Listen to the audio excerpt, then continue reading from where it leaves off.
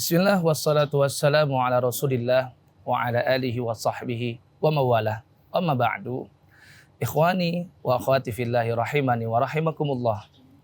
Meskipun kita semua terlahir di tengah keluarga muslim, meskipun kita semua memiliki orang tua yang beragama Islam, meskipun kita benar-benar sudah berislam sejak lahir dan sesuai dengan fitrah agama Islam, tapi ketahuilah, sesungguhnya ketaatan kepada Allah tetap membutuhkan usaha dan upaya yang maksimal.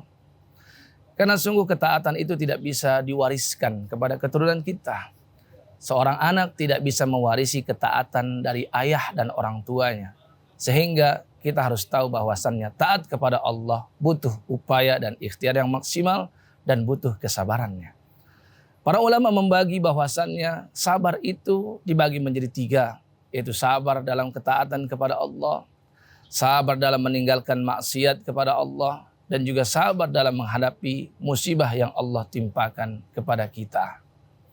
Tapi ikhwani wa akhwati fillahi rahimakumullah, kita harus mengerti bahwasannya untuk memberikan semangat agar kita terus meningkatkan kesabaran dalam taat kepada Allah, kita harus ingat Allah Subhanahu wa taala berfirman di akhir surat Ali Imran ayat 200.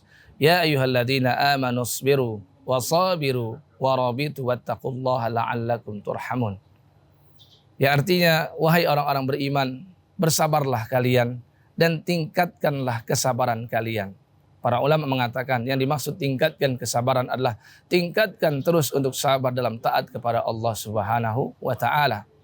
Maka untuk memberikan kita semangat terus agar bisa bersabar dalam taat kepada Allah, kita harus tahu yang pertama, bahwasannya setiap kita diciptakan dengan tujuan untuk beribadah kepada Allah, bukan tujuan-tujuan yang lain. Maka kita tidak perlu fokus kepada yang lain, maka kita fokus untuk terus beribadah kepada Allah Subhanahu wa taala sehingga terus bersabar dalam taat kepadanya. Yang kedua, Allah tidak akan pernah menyia-nyiakan setiap ketaatan kita kepadanya. Setiap amal soleh Allah berikan balasan berupa pahala. Setiap amal soleh yang dikerjakan Allah juga berikan pengguguran dosa.